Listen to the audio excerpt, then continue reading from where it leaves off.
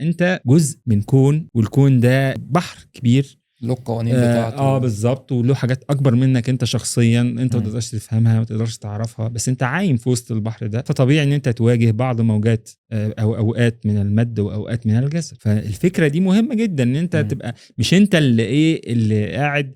مفيش واحد قاعد مثلا حتى لو راكب سفينه حتى او راكب حاجه، مفيش واحد بيقول ايه انا هسيطر على البحر ده واخليه دايما هادي. مفيش قلق، مفيش خوف. بيقول لك في المثل الشعبي بيقول لك يعني ان جالك الموجه العاليه لازم تتفاعل معاها وتوطي. حتى في السباحه يعني تيجي تعوم يقول لك لازم ايه، تسيب نفسك. لو تنتك كده ما تنشنش كده عشان طبعا. فدي يعني مهم، يعني زي ما بيقولوا اساسيات الحياه، على الرغم من ان هي اصبحت يعني نادره الوجود ان الانسان يسيب نفسه كده زي ما بيقولوا، بس هي فعلا اساس من اساسيات الحياه.